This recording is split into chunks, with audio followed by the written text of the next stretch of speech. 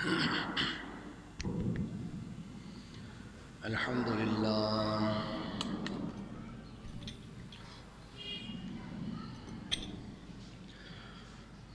الحمد لله رب العالمين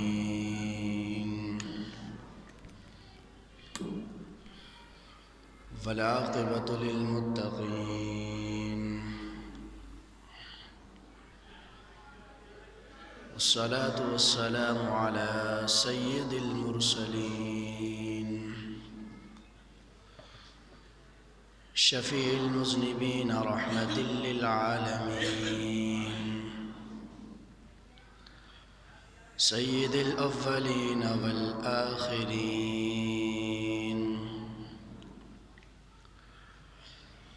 سيدنا ومولانا محمد رسول رب العالمين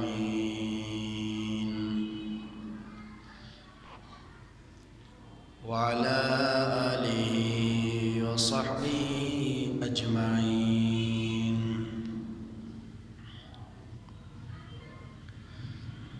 أما بعد فأعوذ بالله من الشيطان الرجيم. بسم الله الرحمن الرحيم.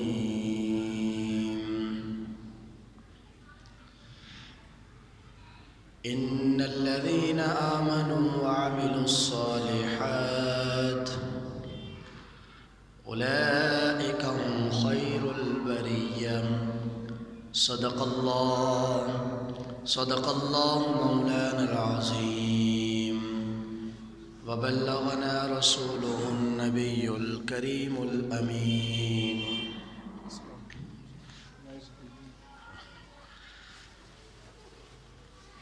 ونحن على ذلك لمن الشاهدين والشاكرين.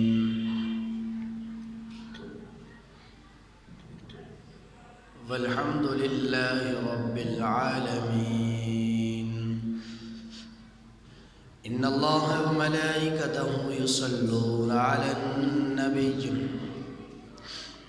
يا أيها الذين آمنوا صلوا عليه وسلموا تسليما. اللهم صل على سيدنا ومولانا محمد معدن الجود والكرم وآله وصحبه وبارك وسلم. باواز بلند درود پاک پڑھ لیجیے. صلی اللہ علیہ یا رسول اللہ وسلم علیک یا حبیب اللہ. صلی اللہ علیک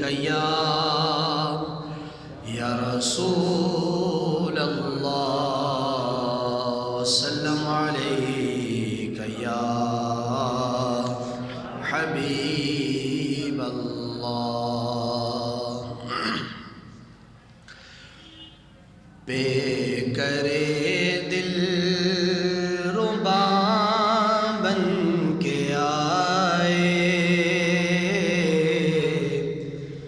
روح ارض و سما بن کے آئے. بے کرے دل ربا بن کے آئے روح ارض و سما بن کے آئے. سب رسول خدا بن کے آئے. سب رسول خدا بن کے آئے.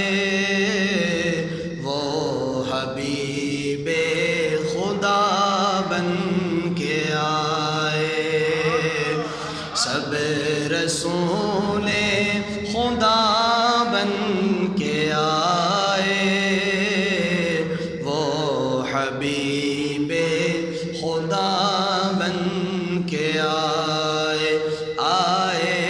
وہ حبیب خدا. حضرت آمنہ کا دلارا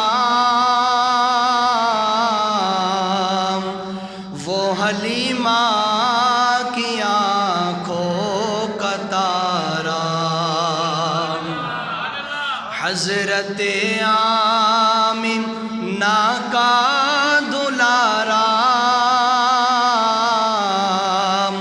وہ حلیمہ کی آنکھوں کا تارا، وہ شکستہ دلوں کا سہارا، بے کسوں کی دعا بن کے آئے، وہ شکستہ دلوں کا سہارا، بے کسوں کی دعا بن کے آئے، سب رسول خدا بن کے آئے، وہ حبیب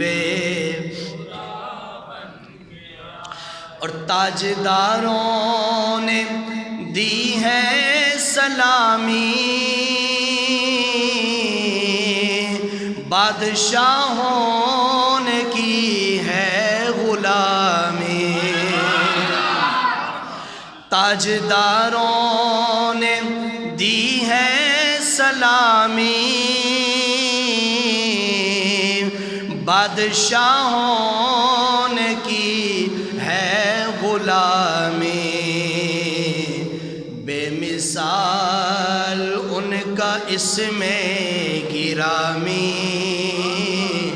بے مثال ان کا اسم گرامی، مصطفیٰ مجتبی بن کے آئے، سب رسول خدا بن کے آئے، وہ حبیب اور دست قدرت نے ایسا سجایا، حسن تخلیق کو رشک آیا، دست قدرت نے ایسا سجایا، حسن تخلیق کو رشک آیا، جن کا پایا کسی نے نہ پایا، جن کا پایا کسی نے نہ پایا، وہ خدا کی رضا بن کے آئے، سب رسول خدا بن کے آئے، وہ حبیب اور کیا ظہوری لکھے شان ان کی، مدح کرتا ہے قرآن جن کی، کیا ظہوری لکھے شان ان کی، مدح کرتا ہے قرآن جن کی، اور نعت پڑھتا ہے حسان جن کی، نعت پڑھتا ہے حسان جن کی، وہ میرے رہنما بن کے آئے، وہ میرے رہنما بن کے آئے، آخر میں سب کی آواز ہے، سب رسول خدا بن کے آئے، وہ حبیب خدا بن کے آئے، وہ حبیب خدا بن کے آئے۔ حمد و صلات کے بعد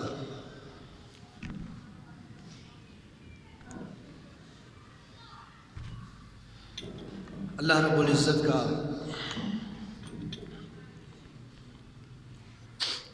بے پناہ احسان عظیم کہ اللہ تعالیٰ نے مجھے اور آپ ہم سب کو جمعۃ المبارک کا دن عطا فرمایا۔ اللہ کی بارگاہ میں دعا ہے خلاق عالم اس مبارک دن کی برکت سے حضور پر نور صلی اللہ تعالیٰ علیہ وسلم کی پیاری امت مسلمہ امت مرحومہ کی مغفرت اور بخشش فرمائے۔ اللہ تعالیٰ ہمیں بھی صحیح معنی میں رسول پاک صلی اللہ علیہ وسلم کا امتی بننے کی توفیق عطا فرمائے۔ پچھلے جمعے 2 حدیثیں صحابہ کرام کی عظمت و شان میں عشق مصطفیٰ کے حوالے سے عرض کی تھی۔ آج انشاءاللہ 2 حدیثیں اور اسی موضوع پر عرض کریں گے۔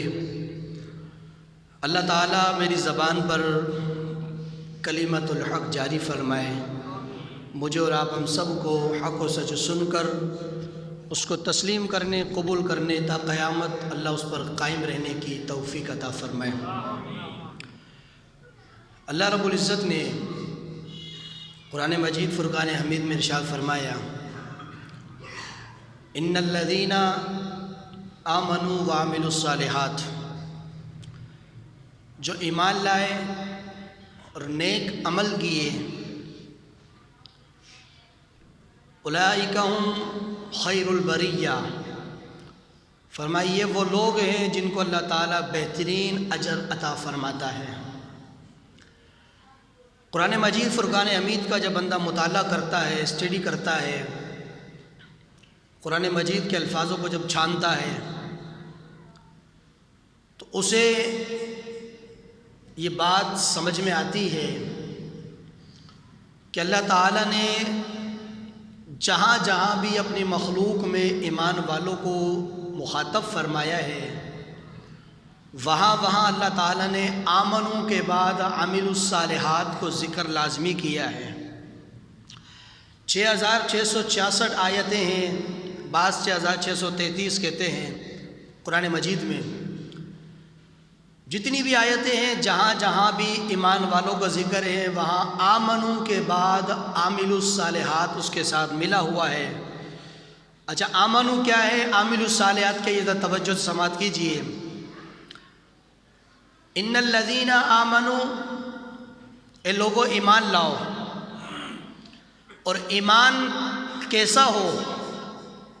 میں ایمان کیسا لے کر آؤں؟ کوئی تو ہو کہ جن کا ایمان اللہ کو پسند ہو۔ وہ کون ہے؟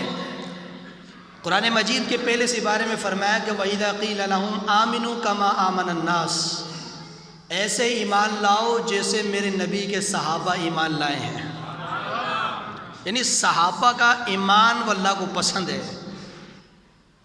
وَإِذَا قِيلَ لَهُمْ آمِنُوا كَمَا آمَنَ النَّاسِ، ایسے ایمان لاؤ جیسے مصطفیٰ کے صحابہ ایمان لائے۔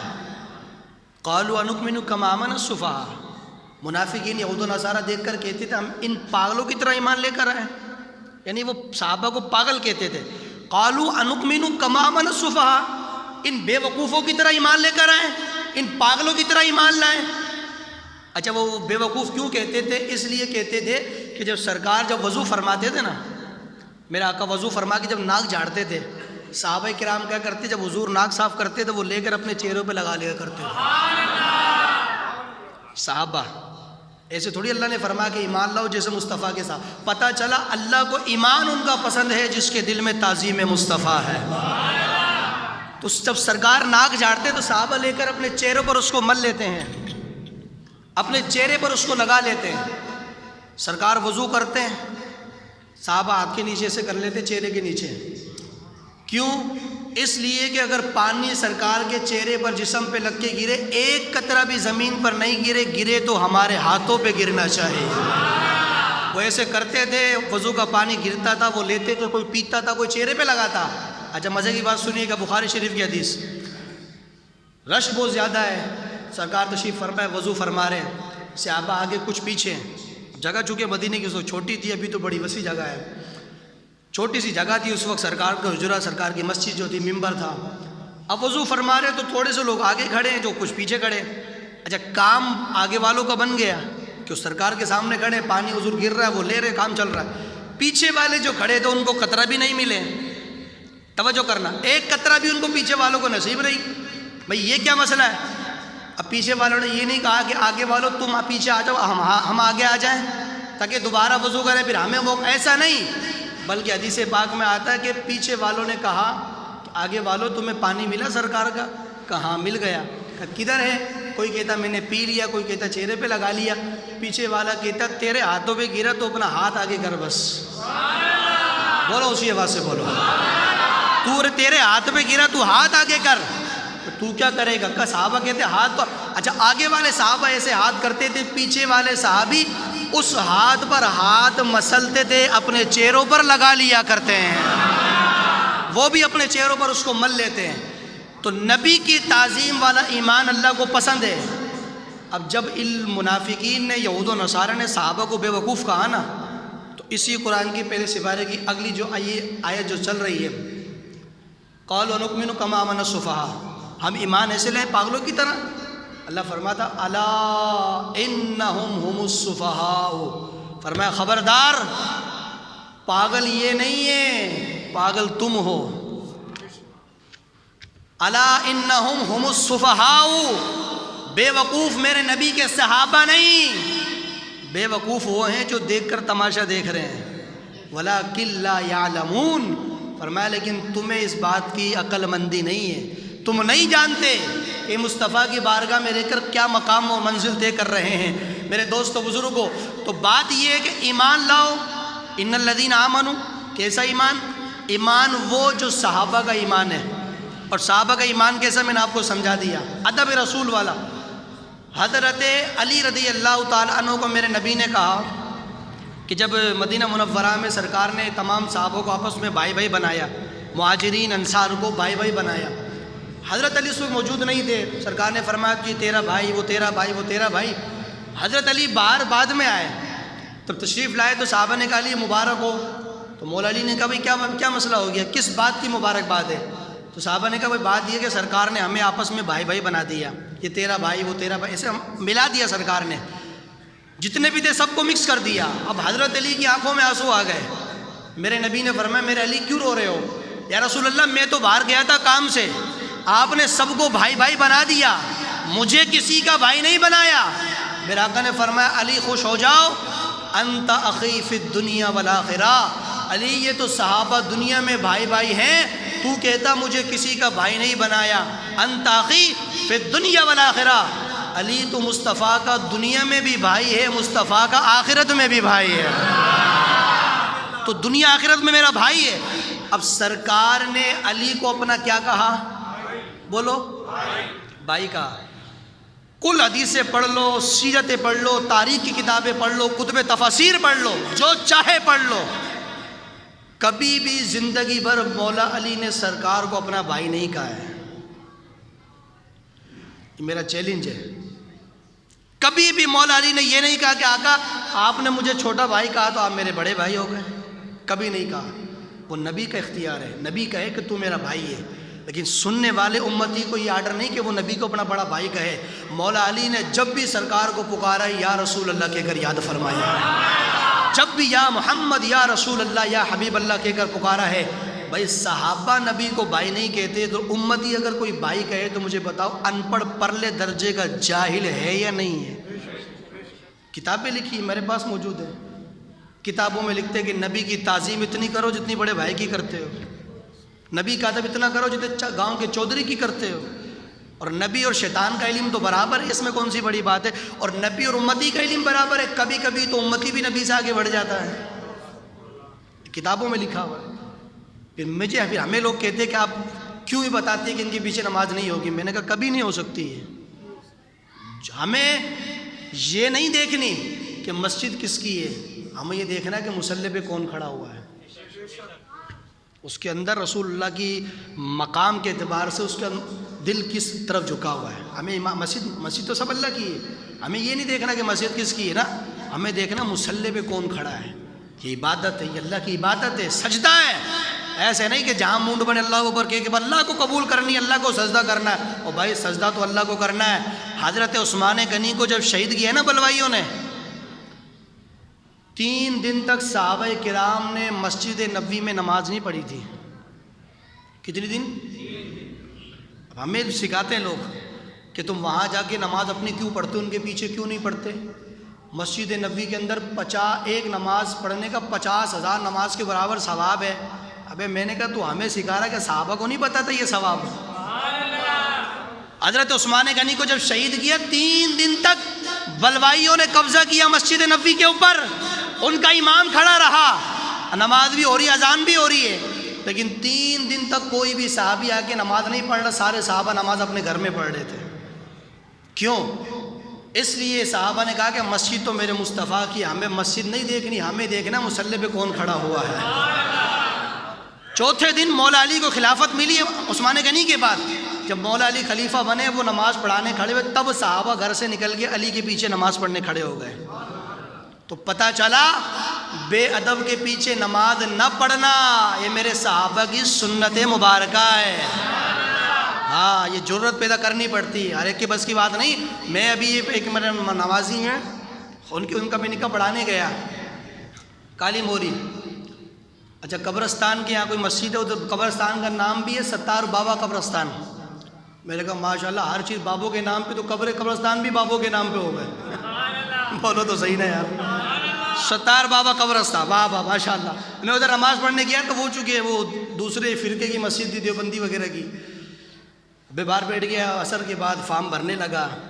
تو ان کو امام صاحب تھا نا، ان کا جو لڑکی والے کے والد صاحب تھے وہ کوئی ان کی طرف تھے. تو میں بیٹھا وہ فارم بھر رہا تھا، تو انہوں نے کہا کہ امام صاحب کو بولو اندر آ جائے. تو وہ لڑکی کا والد صاحب کہ امام صاحب اندر آ جائے. میں نے کہا کیوں، کیا کام ہے؟ کہا فارم اندر بھریں گے. میں نے کہا نکاح کس کا ہے؟ کہ یہ دولہا بیٹا میری بیٹی ہے. تو میں نے کہا دولہا میرے پاس بیٹھا تو امام صاحب کے پاس میں کیا کرنے جاؤں گا؟ نکاح ادھر ہوگا، فارم ادھر ہوگا، اس کو ادھر بلا کے لاؤ. بولو بولو، ضرورت پیدا کرنا یار زور سے. میں نے کہا اس کو باہر بلا کے لا، میں کیا کرنا اس کے پاس جاؤں گا؟ اور میں نکاح پڑھانے آیا، مجھے اس سے کیا لینا؟ تجھے پتہ نہیں ہے میرا عقیدہ کون سا ہے؟ ہاں، ہمارے پاس لاٹھی اعلی حضرت والی بھی ہے تو 60 خادم حسین رضوی والی ہے. ہاں 60 خادم حسین رضوی کی ہے. ہم بات اس سے کرتے ہیں کہ جس کا دل میرے مصطفیٰ کے عشق سے روشن ہو رہا ہے. میں نے کہا اس کو باہر بلا کے لاؤ. میرے ساتھ میرے نمازی موجود ہیں، اس بات کے گواہ ہیں. بہرحال میں بیٹھا رہا. مغرب کی نماز ہو گئی. اب مجھے وہ نمازی میرے جو ساتھ تھے نا، بولو دیکھیں امام صاحب کیا کرتے ہیں، نماز ہو رہی ہے. میں نے کہا بھائی فارم بھر لیا، خطبہ نماز کے بعد پڑھیں گے، نکاح نماز کے بعد ہوگا بقیہ. اور نماز پڑھنے لگے نا تو بولے امام صاحب کیا کرنا ہے؟ میں نے کیا کرنا ہے؟ ابھی اپنی نماز پڑھو، کیا کرنا ہے؟ بولے امام صاحب جماعت چل رہی ہے. میں نے کہا جماعت چل رہی ہے، بغیر نیت کے کھڑے ہو جاؤ، سلام پھیرے امام صاحب تو اپنی نماز دہرا لینا، بس اس کے پیچھے نہیں ہوگی. میں نے نہیں پڑھی، اللہ گواہ میرے اللہ کے گھر میں بیٹھا ہوں. میں گیا، وضو تو میرا تھا، میں وضو کرنے چلا گیا، استنجا کر کے آگے پانی پی لیا. منوس پر سلام ہی نہ پھیرے وہ. میں نے کہا پیچھے کھڑا کروائے گا یہ. وہ وضو کر لیا، پیشاب کر کے آ گیا، پانی پی لیا، سارے معاملہ جبے کوٹ پہن لیا، جراب پہن لیے، اتنی لمبی نماز. میں نے کہا تو بھی بیٹھا رہے، میں بھی ادھر ہی کھڑا ہوں. سلام پھیرے گا تب بھی نماز پڑھوں گا اپنی میں انشاءاللہ. سلام پھیرنے کے بعد میں نے اپنی نماز پڑھی ہے. کیوں بھائی؟ اس لیے کہ عبادت تو خدا کی ہے، لیکن پڑھنی اس کے پیچھے ہے کہ جس کے دل میں عشق مصطفیٰ ہے. یہ اللہ کی گھر میں بیٹھا ہوں، خدا کی قسم یہ فرقہ واریت کی بات نہیں ہے، یہ ہمارے ایمان کا مسئلہ ہے. جو بندہ میرے نبی کی تعظیم نہ کرے، اس کی خود کی نماز نہیں، اس کی پیچھے نماز کیسے ہوگی یار؟ ذرا بتاؤ مجھے. آپ بے وقوف جاہل لوگ ہوتے ہیں کہ جی نماز تو کہیں بھی پڑھ لو، سب اللہ کے گھر ہے. بھائی اللہ کے گھر سے ہمیں اختلاف نہیں، ہمیں اختلاف امام سے ہوتا ہے. ہم نماز، میں ابھی آپ کو حدیث سنائی ہے باقاعدہ، گپ شپ نہیں، حدیث ہے پاک ہے. صحابہ کرام نے حضرت عثمان غنی کے قاتل کے پیچھے نماز نہیں پڑھی، چھوڑ دی مسجد نبوی، اپنے گھر کے اندر نماز پڑھی. چوتھے دن مولا علی خلیفہ بنے، جب وہ باہر آ کے نماز پڑھنے لگے ہیں. تو ہم اس بندے کے پیچھے نماز پڑھیں گے کہ جو زبان سے بھی سلام پڑھتا ہے تو دل سے بھی مصطفیٰ پر سلام پڑھنے والا ہے. ٹھیک ہے نا؟ تو پہلے بندے کا عقیدہ چیز کیا کرو، عقیدے والا کون سا ہے. اس کے بعد باقی نماز مغرب پڑھی، پڑھنے کے بعد خطبے کے لیے بیٹھا، امام صاحب خود ہی پاس آ کے بیٹھ گئے. دیکھا ہڑ ہوئی نا گل ہے، اب آئے نا مزہ. تو خود آ کے بیٹھ یہاں پر، تمہارا ہمارا کیا جوڑ ہے؟ تم رسول اللہ کی گستاخ ہو، ہم مصطفیٰ کے نام پر جان دینے والے لوگ ہیں۔ عاشقوں کا گستاخوں کا کبھی بھی جوڑ نہیں ہوتا ہے، توجہ کیجئے گا۔ حضرت میں بات یہ کر رہا تھا ان الذین آمنوا وعملوا الصالحات، ایمان لاؤ نیک عمل کرو، تو آمنو سے مراد ہے عقیدہ، کیا؟ عقیدہ۔ وعملوا الصالحات سے مراد ہے عمل۔ گویا کہ اللہ نے قرآن کی ترتیب بنا کے بتا دیا عمل اس کا قبول ہوگا جس کا عقیدہ سیدھا ہوگا، اور جس کا عقیدہ خراب ہو اس کا عمل قبول نہیں۔ اب صحابہ کرام کو دیکھیں، حدیث پاک سنیں۔ حضرت خباب رضی اللہ تعالیٰ عنہ، کفار نے بڑا مارا، بڑی پیٹھ جلی، سارے معاملات، تو حضرت عمر کی ان کی کمر کے اوپر ایک نظر پڑی، پیٹھ بالکل جلی ہوئی ہے، سفید سفید دھبے انگاروں کے جلے ہوئے کمر پر۔ تو حضرت عمر نے کی آنکھوں میں آنسو آ گیا، آپ نے فرمایا خباب تیری کمر پہ کیا ہے، اتنی جلی ہوئی کیسے ہو گیا؟ حضرت خباب نے کہا بات یہ کہ اس وقت جب آپ سرکار کو قتل کرنے کے ارادے سے تلوار لے کے پھر رہے تھے نا، جب ہم نے کلمہ پڑھا تھا، اور جب ہم نے کلمہ پڑھا تھا تو کفار ہمیں مارتے تھے، ظلم کرتے تھے، میں نے کلمے کی یہ سزا بھگتی ہے کہ مجھے انگاروں پر لٹا دیا گیا تھا، کوئلوں پر، اور کتنا؟ فرمایا اتنے تپش کوئلے مار رہے تھے کہ میرے جسم کی چربی اتنی پگھلی، حتیٰ کہ میرے چربی سے جو ہے نا وہ کوئلے بجھ گئے تھے، اتنے مجھے ظلم کیا میرے اوپر، یہ تو اس کے نشان ہے۔ حضرت عمر فرماتے اس کے بعد کیا ہوا تھا؟ حضرت خباب رضی اللہ تعالیٰ عنہ فرماتے عمر مجھے آگ کے انگاروں پہ لٹا دیا گیا کلمہ پڑھنے کی وجہ سے۔ حضرت عمر کہتے تیرا ظلم کیا تھا، تو نے کون سا جرم کیا تھا، کس جرم میں تجھے سزا ملی؟ حضرت خباب فرماتے میرا جرم کوئی اور نہیں تھا، میرا جرم صرف اتنا تھا کہ میں دل سے کہتا تھا لا الہ الا اللہ محمد الرسول اللہ، میں نے کوئی اور جرم نہیں کیا، میرا جرم یہ ہے کہ مصطفیٰ کا امتی ہوں، کلمہ پڑھ کے مسلمان ہو گیا۔ حضرت عمر فرماتے جب تجھے آگ کے انگاروں پہ لٹایا گیا تیرا حال کیا بنا؟ حضرت خباب فرماتے میرا حال یہ بنا کہ میں بے ہوش ہو گیا، کافی دیر کے بعد جب مجھے ہوش آیا ہے تو میری زبان پر کچھ اور نہیں تھا، میری زبان پر ہوش آنے کے بعد بھی سب سے پہلا کلمہ جو میری زبان پر جاری ہوا تھا وہ کلمہ بھی یہی تھا کہ لا الہ الا اللہ محمد الرسول اللہ۔ مجھے کافی دیر بعد ہوش آیا تو میری زبان پہ کلمہ نکلا۔ حضرت عمر کی آنکھوں میں آنسو، آپ نے فرمایا خباب اپنی پیٹھ اٹھاؤ، ایک قمیض اٹھاؤ۔ حضرت خباب کہتے میں نے اپنی قمیض پیچھے سے اٹھائی، حضرت عمر نے میرے زخموں کو چوما اور چوم کر کہا خدا کی قسم کتنی مبارک وہ کمر ہے جو اللہ اس کے رسول کے نام پر زخمی کی گئی ہے، کتنی برکت والی وہ پیٹھ ہے جو اللہ اس کے رسول کے نام پر جو ہے زخمی کی گئی۔ میرے دوستو بزرگوں، حضرت خبیب، حضرت زید بن دسنہ میرے نبی کا صحابی، حضرت ابو سفیان جب ایمان نہیں لائے کفر کی حالت میں تھے، بعد میں ایمان لائے، پہلے جب کفر کی حالت میں، صحابی کا نام ہے زید بن دسنہ، توجہ کرنا، میرے نبی کا صحابی ہے، کلمہ پڑھ کے مسلمان ہوئے تو ابو جہل نے پکڑ لیا، اس نے کہا بھائی تو مسلمان ہو گیا؟ کہا بالکل۔ کہ تجھے ظلم دیا جائے گا، قید کیا جائے گا، مارا جائے گا، فرمایا سب برداشت ہے لیکن کلمہ چھوڑنا برداشت نہیں ہے، کلمے کی غیرت ہوتی ہے۔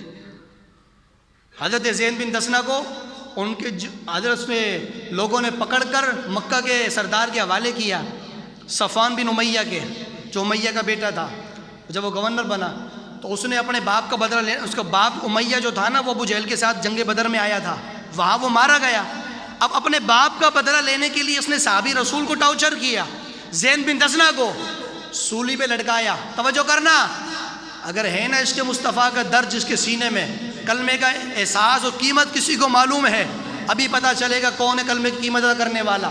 زید بن دسنہ کو سولی پہ لٹکایا، ابو سفیان ایمان لانے سے پہلے کفر کی حالت میں تھے، زید بن دسنہ کے پاس جاتے ہیں، سولی پہ لٹکے ہوئے، فرمایا زید اگر تیری سولی کینسل کر دی جائے، جملہ سننا، اگر تجھے سولی سے ہٹا دیا جائے، تیری سولی کینسل کر دی جائے اور تیرے بجائے تیری عوض میں، تیرے بدلے میں تیرے نبی کو سولی پہ لٹکا دیا جائے تو کیا تو یہ برداشت کر سکتا ہے؟ حضرت زید بن دسنہ کی آنکھوں میں آنسو آ گئے اور رو کر تڑپ کے فرمانے لگے ظالمو میرے نبی کو سولی پہ چڑھانے کی بات کرتے ہو؟ فرمایا ہمارا ایمان تو اتنا آگے ہے اگر کوئی کانٹا نبی کے قدموں میں چبھ جائے ہمیں تو یہ بھی پسند نہیں ہوتا ہے۔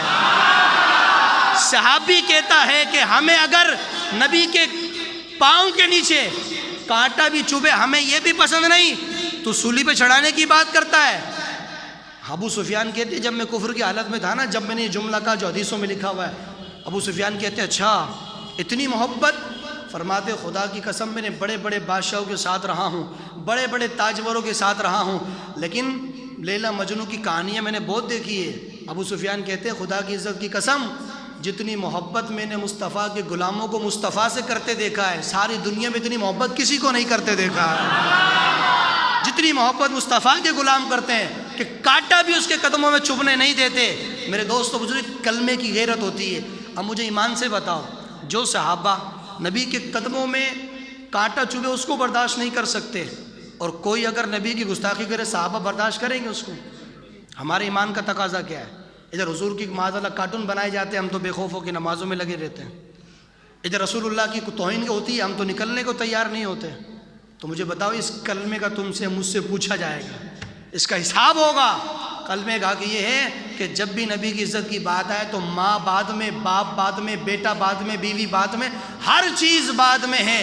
سب سے افضل اور اکمل اگر کسی کی ذات ہے وہ تیرے میرے مصطفیٰ کی ذات مبارکہ۔ بس اگر ہر چیز سے بڑھ کر افضل رسول اللہ کو سمجھو گے نا، تمہارا ایمان بھی کامل رہے گا، تمہیں زندگی گزارنے کا مزہ آئے گا۔ اللہ پاک ہم سب کو حضور کی سچی محبت عطا فرمائے، حضور کا پیار عطا فرمائے۔ اپنی موجودگی کا اظہار دلا کے بتائیے نعرہ تکبیر، نعرہ تکبیر، نعرہ رسالہ، نعرہ حیدری، تاجدار ختم نبوت، تاجدار ختم نبوت، لبیک لبیک لبیک یا رسول اللہ، لبیک لبیک لبیک یا رسول اللہ، لبیک۔ اللہ تعالی ہمیں سرکار کے عشق میں زندگی اور موت عطا فرمائے۔ وما علینا الا البلاغ المبین۔